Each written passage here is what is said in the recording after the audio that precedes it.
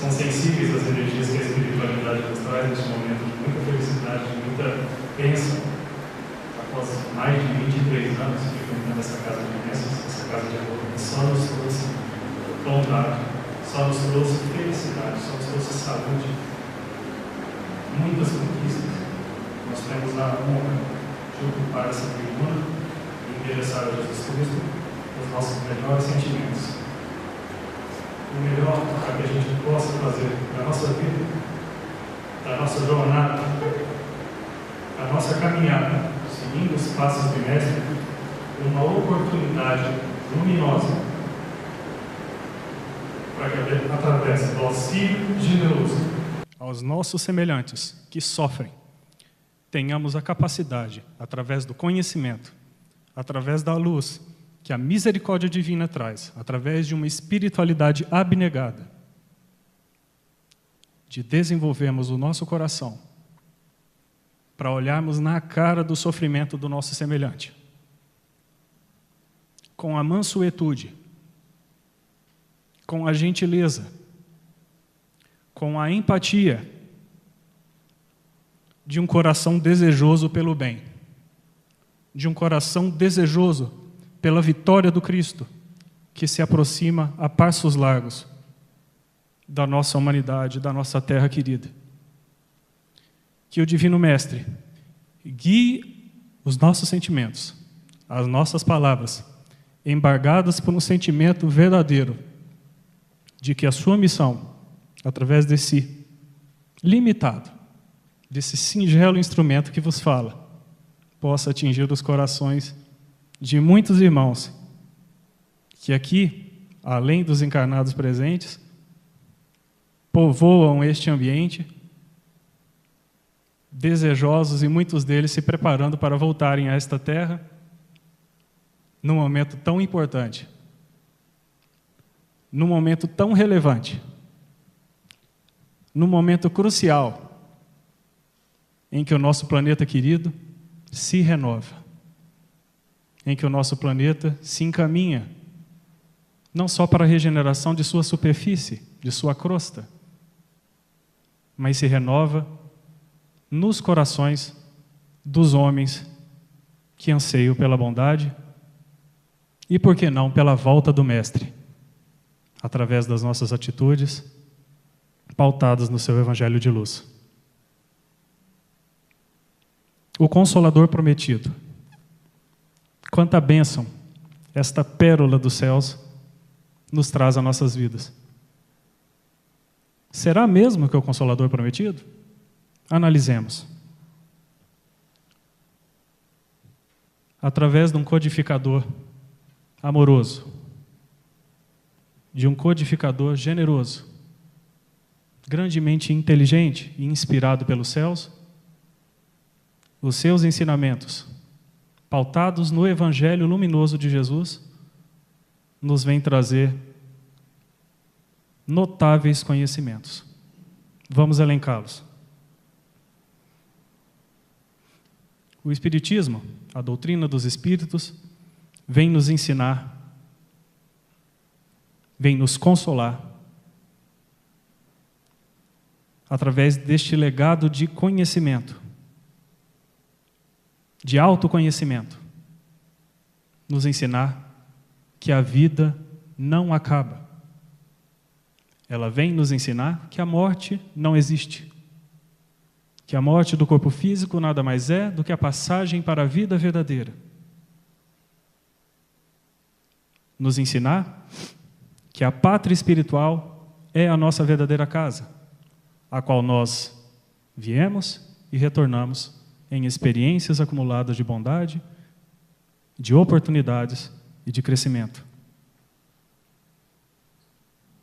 Que as riquezas que os nossos corações adquirem, seja no amor, seja no autoconhecimento, no domínio de nós próprios, que estes conhecimentos, que este amadurecimento como pessoa, como espírito, nos acompanhará nesta imortalidade. Vem nos esclarecer, vem detalhar os atributos do nosso Pai Supremo de Amor, demonstrando a todos nós que o seu amor por nós é infinito, que todos nós somos amados de forma igualitária, que a sua bondade jamais nos deixa, que a sua criação perfeita se manifesta através de nós, através da perfeição dos nossos corpos.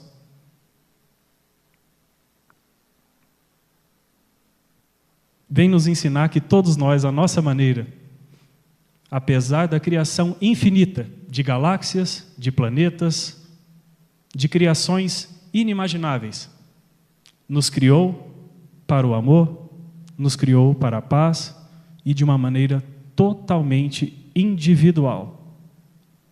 Todos nós temos as nossas capacidades, as nossas possibilidades totalmente personalizadas. Não há um só ser igual ao outro na criação. Todos nós somos iguais perante Deus, porém diferentes em nossas capacidades, nos tornando todos irmãos. E talvez o que chame mais atenção ao nosso humilde conhecimento vem dizer aos receosos do coração, vem dizer àqueles que têm o receio de amar, vem nos dar essa mensagem, nos dizendo: meu filho, ame incondicionalmente, ame com todas as suas capacidades, ame com todo o seu coração, porque o amor não tem fim. O amor sobreviverá a toda e qualquer dificuldade. O amor sobreviverá a eras e mais eras de vivências. Ele nos unirá por toda a eternidade. Vem nos consolar, dar a oportunidade de um irmão dizer para um pai e uma mãe que perderam seu filho em momento tenro: tenha fé em Deus. A continuidade da vida é presente. Jesus é conosco. O seu amor jamais se perderá. Vem nos dizer que todas as ferramentas de que precisamos para a felicidade, para a paz, para o autoconhecimento, estão dentro de nós. Através da observância da pequenez, das pequenas bênçãos de todos os dias. Da saúde que me faculta a possibilidade, com as minhas próprias pernas, eu me endereçar a esta casa de bondade. Da aparente pormenoridade de uma faculdade fisiológica, de uma saúde que me permite crescer. E por fim, vem nos dizer que não importa a grandeza ou a dificuldade de um sofrimento, por mais profundo que ele seja, por mais intransponível que ele possa nos parecer, ele vai passar. Ele passará. E será preenchido por um acréscimo de aprendizado advindo dele. É ou não é o Consolador prometido?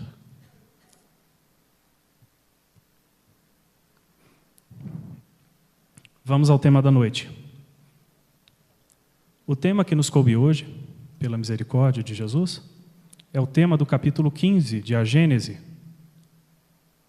que é o 5º livro do Pentateuco kardeciano, e é o 5º livro da codificação,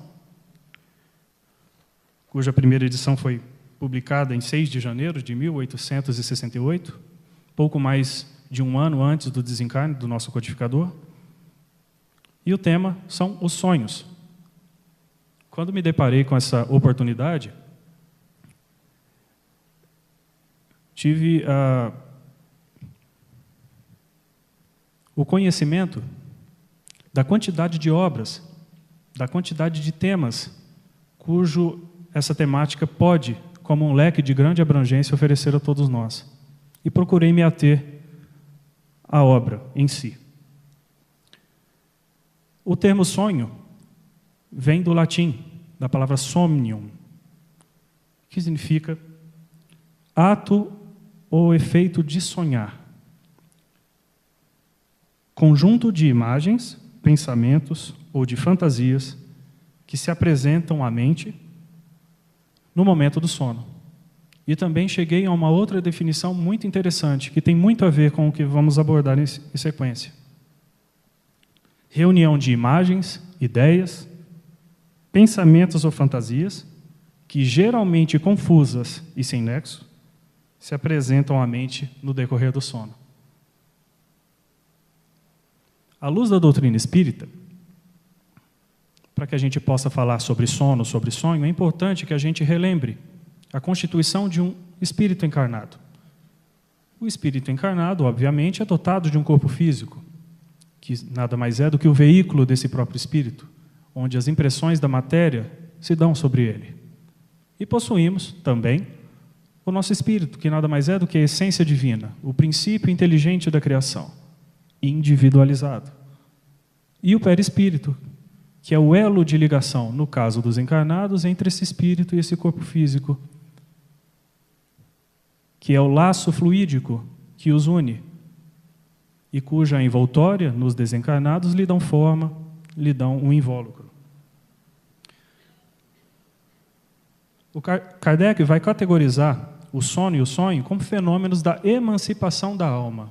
O que vem a ser emancipação? É uma espécie de libertação, é uma espécie de desprendimento, de independência, conceituando o sonho como nada mais do que a experiência que o espírito tem durante o seu repouso do corpo físico, o que ele vê, o que lhe impressiona, o que ele vivencia.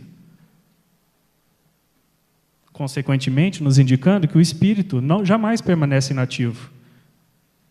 Ele continua nas suas atividades, desprendendo-se do corpo e indo aonde as suas capacidades, as suas afinidades o levam. Por que muitas das vezes os sonhos parecem dessa forma, como o conceito do dicionário etimológico nos diz? Porque às vezes eles parecem tão confusos, tão desconexos, tão, às vezes, assustadores também. A visão espiritual é necessariamente, no ser encarnado, muito limitada pelo próprio corpo, pela própria capacidade do espírito. Quando o espírito está desprendido, ele está em domínio das suas capacidades. Está em melhores condições psíquicas. Ele ganha as suas capacidades psíquicas, lhe ampliando a visão espiritual. E, de posse dessa situação, quando retorna ao corpo, essas impressões parecem dessa condição para nós em função de o corpo ser orgânico. Não são impressões que foram recebidas de forma orgânica, foram impressões espirituais, foram impressões que a alma recebeu em sua visão. Por isso que o sonho parece, às vezes, tão desconexo. Segundo grau de desenvolvimento da alma, as circunstâncias morais do indivíduo, a visão espiritual pode ter 3 tipos de percepção.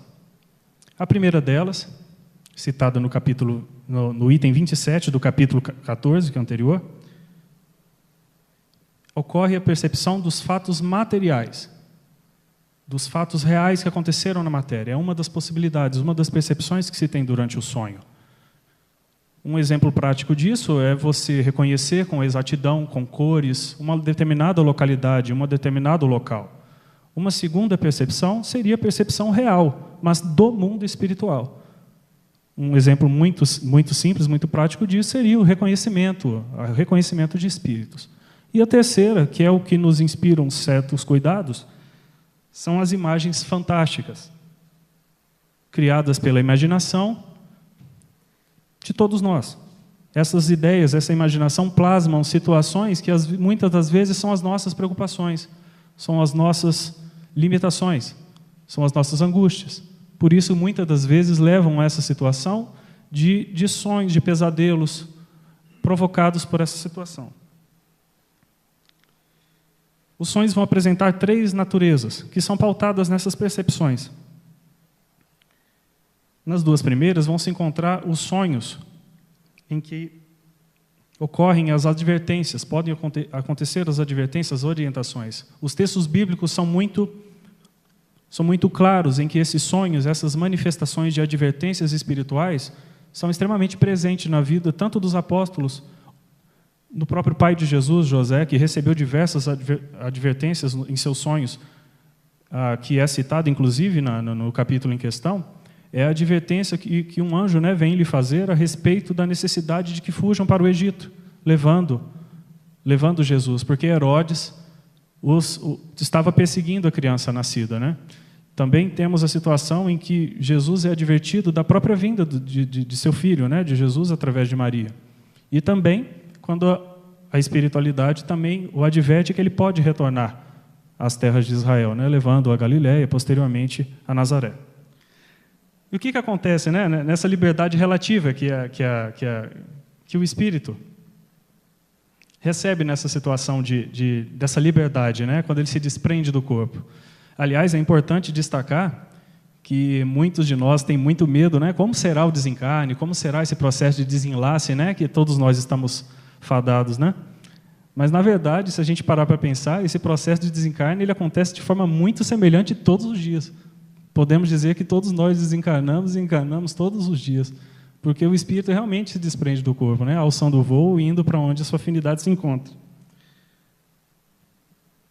Então, dotado dessa maior capacidade psíquica, dessa readquirição momentânea das suas capacidades, muitas das vezes plenas, vai depender de cada ser, de seus avanços morais, o que é facultado nestes períodos em que nós passamos, aliás, 1/3 da nossa vida, né, se nós considerarmos o tempo que decorre nesses intervalos, muitas das vezes nós somos levados à companhia dos nossos queridos entes que já nos precederam, muitas das vezes que estão longe de nós, também em período de repouso, nós estamos em contato com eles, podemos estar partilhando de conhecimento, de sentimentos, de vontades. Podemos estar também com espíritos superiores, espíritos de elevada patente espiritual, que nos trazem orientações, nos trazem esclarecimentos, nos trazem informações que agregam positivamente a nossa encarnação. Oportunidades, obviamente, de trabalho junto aos nossos mentores, onde nós podemos, em nome do Cristo, trabalhar em seu nome, ajudando aqueles que estão em dificuldades, aqueles que estão em situações difíceis, e também podemos estar em locais de aprendizado, em locais onde nós estaremos com a possibilidade de agregar conhecimento ao nosso crescimento, ao nosso avanço espiritual. Muito importante também, muitas das vezes, nós também, junto aos nossos mentores, aqueles que avalizam, aqueles que endossam a nossa encarnação, revendo toda a nossa programação. Algumas das vezes nós desviamos deste caminho, né, que nos foi traçado como existência, como oportunidade, e muitas das vezes nossos mentores nos chamam para que nós façamos a revisão da nossa programação espiritual e possamos, com a ajuda deles e com a nossa própria, óbvio, retomar a nossa caminhada. E caminhando já para o encerramento da nossa fala, infelizmente, o contrário também pode acontecer. Nós somos aquilo que nós pensamos, nós somos aquilo que sentimos. É evidente que um estado de espírito, um estado moral não tão elevado, me levará a locais afins. Por isso, os ensinos espirituais dos mentores, os próprios textos da codificação, dos ensinamentos do Cristo, nos recomendam o orai e o vigiai, nos recomendam a mudança de conduta, a reforma íntima. Porque todos nós, quando em estado de repouso, nos desprendemos do nosso corpo e alçamos voo. Nos dirigimos a locais que nos serão afins. Onde estará o nosso pensamento, eu lá estarei. Por que é tão importante, antes do nosso sono, nós temos aqueles momentos de harmonização, momentos em que possamos fazer reflexões, sem culpa, mas reflexões críticas aos nossos comportamentos, reavaliando, ressignificando o que nós fizemos para que nós possamos, no dia seguinte ou em outras oportunidades, fazer melhor.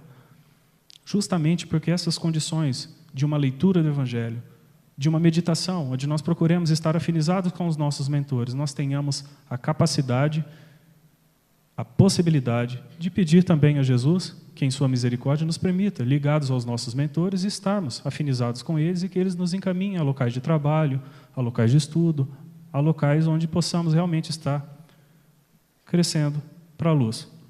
Então, meus irmãos, agradeço imensamente que nós tenhamos em nossos corações essa vontade de servir. Lhes peço desculpas por quaisquer falhas, que Jesus abençoe a todos nós, que Ele possa estar em nossos corações, na sua forma mais viva, na sua forma mais intensa, e que as nossas atitudes possam, por fim, depender cada vez menos de misericórdia e realmente as nossas atitudes serem valorizadas pelas nossas próprias conquistas, que a gente realmente possa merecer tudo de bom que a gente tem recebido, muitas das vezes sem merecimento. Que Jesus nos abençoe, muito obrigado, agradeço a paciência e a tolerância de todos. Estejam todos em paz.